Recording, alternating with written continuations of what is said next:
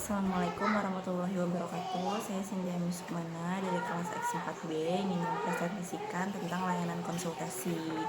Di mana layanan konsultasi ini adalah suatu proses bantuan dari konselor kepada klien atau kepada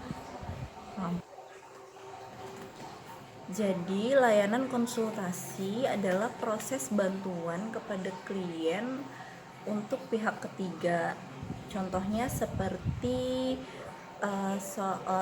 orang tua ingin mengetahui permasalahan anaknya, kemudian orang tua tersebut mendatangi guru BK-nya. Jadi si orang tua ini melakukan konsultasi kepada guru BK atau wali kelas guna mengetahui masalah-masalah yang ada pada anaknya. Jadi si orang tua ini merasa bahwa si anak mereka ada masalah tertentu. Nah, selanjutnya dari deskripsi layanan konsultasi ini terdapat tujuan. Tujuan ada dua, di sini ada tujuan umum dan tujuan khusus. Tujuan umum dari layanan konsultasi itu agar konsulti atau si klien ini bisa mengembangkan kemampuannya sendiri agar dapat memecahkan masalah si pihak ketiga. Pihak ketiga ini adalah si klien yang dianggap mempunyai masalah. Nah, dari tujuan khusus layanan konsultasi adalah bertujuan untuk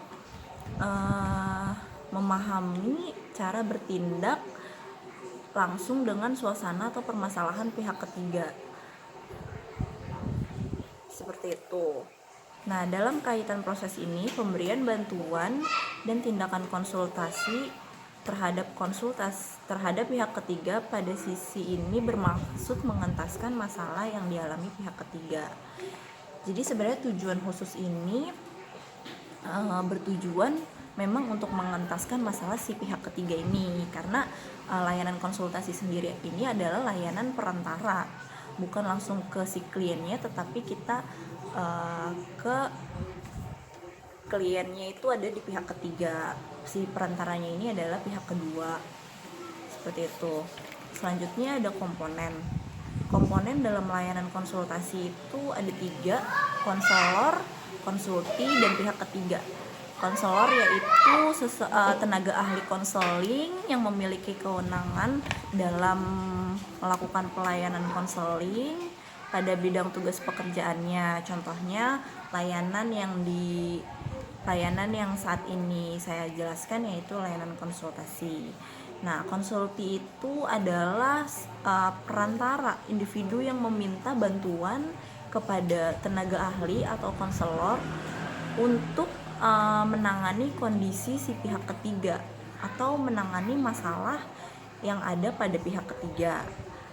Nah, tentunya konsulti ini seseorang yang berkaitan sangat erat terhadap pihak ketiga ini, seperti orang tua dan anak, bos dan karyawan, majikan dan pembantu, contohnya seperti itu. Nah, untuk pihak ketiga ini adalah individu yang kondisinya mengalami masalah atau yang dipersoalkan oleh si konsulti. Jadi pihak ketiga ini adalah sasaran dari layanan konsultasi ini. Nah, setelah komponen-komponen dasar dari layanan konsultasi, yaitu ada asas. Di dalam asas layanan konsultasi ini ada etika dasar konseling, ada kemandirian, dan ada asas-asas lain. Tentunya di dalam etika dasar konseling ini setiap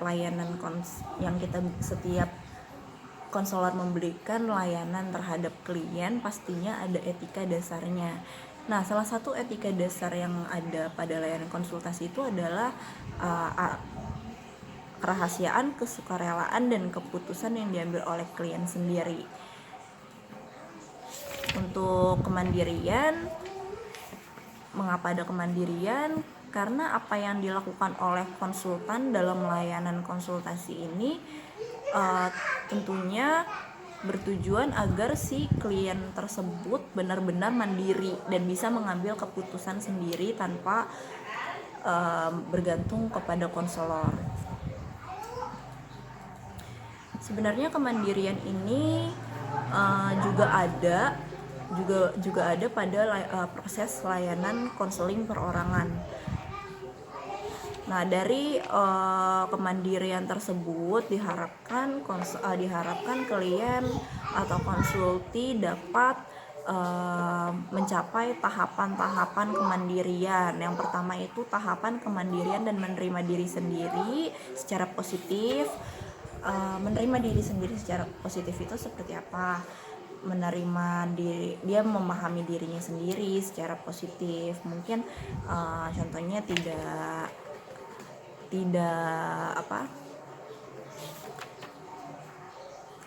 pede mungkin. Nah, jadi kalau misalkan secara positif kita harus pede dengan diri kita sendiri. Yang kedua adalah memahami dan menerima lingkungan secara objektif, positif dan dinamis.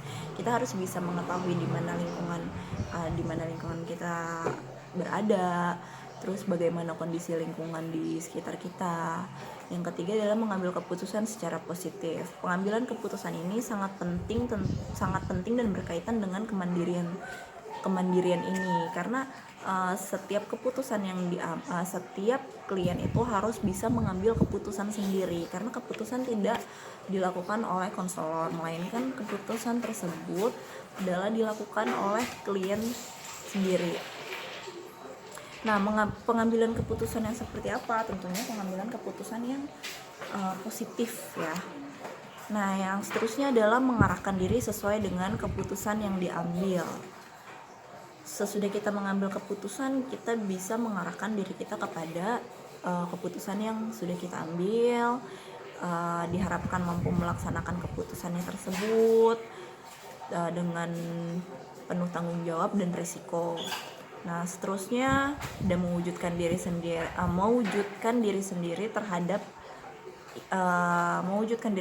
Tahap ini merupakan tahap lanjut yang dimana klien telah benar-benar mampu berdiri sendiri tanpa bantuan pihak lain. Setelah itu ada asas-asas lain. Asas-asas lain dalam layanan konsultasi ini yaitu asas kegiatan, asas kenormatifan, asas kekinian, kedinamisan, keterpaduan, alih tangan, dan tuturi andayani. Nah, dalam proses layanan konsultasi ini terfokus pada kondisi diri konsulti dalam kaitannya dengan pihak ketiga beserta permasalahannya. Setelah itu ada materi tentang pendekatan strategi dan teknik dalam layanan konsultasi. Pendekatannya seperti apa, strategi yang seperti apa, dan teknik yang bagaimana. Pendekatan dalam layanan konsultasi sendiri ini tentunya bukan hanya layanan konsultasi ya. Semua layanan yang ada pada konseling yang kita lakukan pasti melalui tahap pendekatan. Karena proses layanan konsultasi ini adalah membantu si konsulti memecahkan masalah yang ada pada pihak ketiga. Tentunya konselor itu tidak langsung kepada pihak ketiga. Konselor harus melalui perantaranya tersebut. Nah, konselor harus melakukan pendekatan terhadap si konsulti agar konsulti bisa secara sukarela menceritakan masalah yang sedang dialami atau yang dirasakan masalah yang dirasakan oleh konsulti yang dialami si pihak ketiga ini. Nah, apa aja sih yang perlu dikembangkan pada diri konsulti untuk melakukan pendekatan terhadap si pihak ketiga? Salah satunya yaitu tidak bukan adalah WPKNS. Apa sih WPKNS itu? WPKNS itu wawasan pengetahuan keterampilan, nilai, dan sikap. Wawasan yang pertama, wawasan. Konsulti itu perlu memiliki wawasan secara umum tentang dirinya sendiri, permasalahannya, dan tentunya juga lingkungannya dan hal-hal yang berkaitan dengan WPKNS tersebut ya, yang berkaitan dengan di dalamnya seperti lingkungan dan yang lain-lain. Pengetahuan konsulti itu perlu memiliki pengetahuan yang cukup memadai tentang hal-hal spesifik berkenaan dengan si pihak ketiga. Secara lain mungkin kayak lingkungan si pihak ketiga, permasalahannya, pembahasan hal-hal spesifik, serta kaidah-kaidah pokok yang mendasari atau melatar belakangi seperti pendidikan, sosiologi, budaya, dan yang lain-lain. Selanjutnya, keterampilan. Nah, si konsulti sendiri memerlukan keterampilan ini secara spesifik itu disesuaikan dengan permasalahan yang dialami pihak ketiga. Selanjutnya ada nilai yang perlu dikembangkan pada konsulti itu meliputi nilai-nilai kemanusiaan, bagaimana ia memandang si pihak ketiga dan manusia lainnya. Nilai-nilai sosial dan moral khususnya yang menyangkut hubungan antar individu, hubungan diri dengan lingkungan, nilai hukum, moral, dan spiritual. Yang terakhir ada sikap, bagaimana konsulti menyikapi dirinya sendiri dan pihak ketiga dalam permasalahannya. Sikap yang positif dan dinamis perlu dikembangkan melalui konsultasi.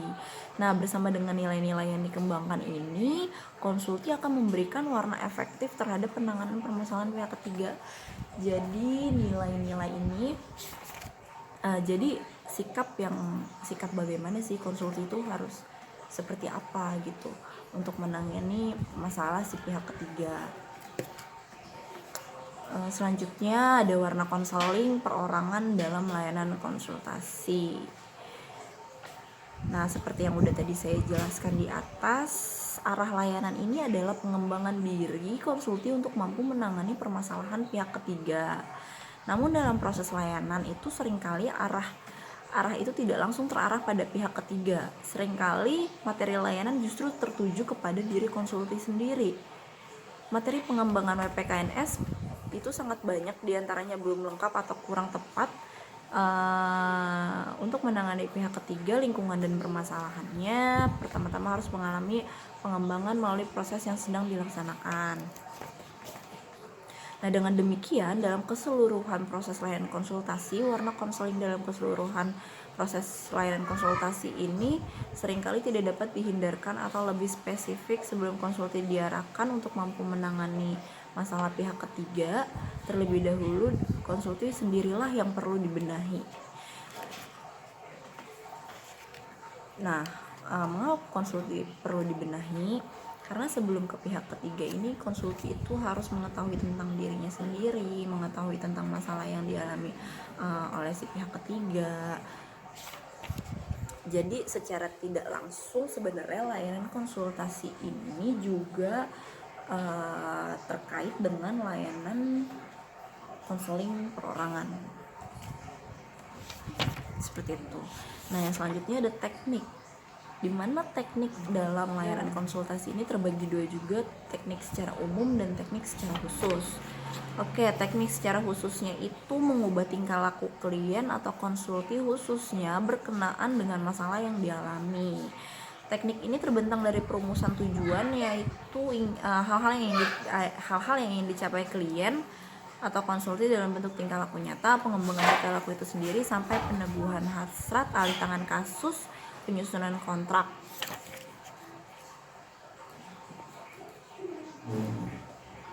Nah, selanjutnya ada penguasaan teknik oleh konsulti. Setelah tujuan umum dan tujuan khusus tadi, ada penguasaan teknik oleh konsulti, di mana konsulti juga harus menguasai teknik-teknik di dalamnya. Dikarenakan dalam hal ini konsulti sepertinya bertindak sebagai konselor atas pihak ketiga menjadi kliennya. Jadi konsulti itu harus terlebih dahulu memiliki jumlah keterampilan WPKNS yang tadinya sudah dijelaskan, wawasan, pengetahuan, keterampilan, sikap, dan nilai. sampai sejauh mana konsulti harus mempersiapkan itu semua sehingga mampu menangani permasalahan pihak ketiga yang akan menjadi kliennya. Keterampilan yang perlu dimiliki konsulti itu nggak jauh dari WPKNS sih sebenarnya. Keterampilan yang harus dikuasai, mengembangkan dan mendalami masalah, pendidikan anak tersebut, pendidikan si pihak ketiga, hubungan sosial, seperti itu. Lanjutnya ada strategi ber-BMB3. BMB3 apa tuh? BMB3 bersikap, bertindak, bertanggung jawab, berpikir, merasa, bertindak, bersikap, bertanggung jawab. Itu adalah ber-BMB3. Jadi sepanjang proses layanan konsultasi ini, konselor menerapkan strategi BMB3 kepada konsulti, di mana konsulti itu diajak berpikir, merasa, bersikap, bertindak, dan bertanggung jawab berkenaan dengan permasalahan yang ada atau yang dialami oleh si pihak ketiga, meliputi WPKNS, khususnya dalam kaitannya dalam masalah pihak ketiga. Terakhir ada waktu dan tempat. Waktu dan tempat ini bisa disesuaikan atau bisa disetujui oleh kedua belah pihak. Jadi waktu dan tempat itu bisa di private room guru BK, atau di luar, atau di rumah klien, atau di kantor si konsulti, tergantung dari persetujuan kedua belah pihak ini. Tidak ada yang bermasalah sih dari waktu dan tempat. Selanjutnya ada keterkaitan jenis layanan. Yang tadi sudah sedikit saya singgung, keterkaitan antara layanan konsultasi ini sebenarnya berkaitan dengan layanan konseling perorangan. Karena secara tidak langsung konselor juga menerapkan atau konselor juga membantu melakukan konseling terhadap si konsulti. Nah, kegiatan yang selanjutnya ada keterkaitan kegiatan pendukung. Dari layanan konsultasi apa aja sih keterkaitannya dengan layanan pendukung? Layanan pendukung itu seperti aplikasi instrumentasi, kunjungan rumah, tampilan kepustakaan, himpunan data, konferensi kasus. Nah, masing-masing kegiatan pendukung itu sebenarnya bisa dikaitkan dengan layanan konsultasi. Tinggal disesuaikan saja layanannya seperti apa. Oke, yang selanjutnya ada operasionalisasi layanan konsultasi. Itu ada perencanaan dan pengorganisasian, pelaksanaan, dan penilaian. Yang terakhir itu adalah penilaian. Penilaian tentunya dalam setiap layanan yang kita berikan pastinya ada penilaian. Penilaian ini ada penilaian segera, jangka pendek, jangka panjang, sama tindak lanjut laporan. Kita memberikan penilaian yang sesuai dengan hasil konseling, apakah itu penilaian segera, penilaian jangka pendek, penilaian jangka panjang. Yang selanjutnya ada tindak lanjut dan laporan. Setelah kita membuat penilaian, kita juga membuat tindak lanjut dan laporan.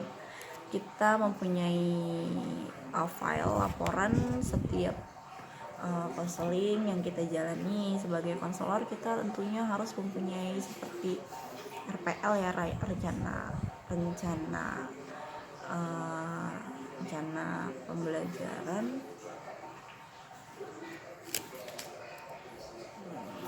Demikian presentasi dari saya. Assalamualaikum warahmatullahi wabarakatuh.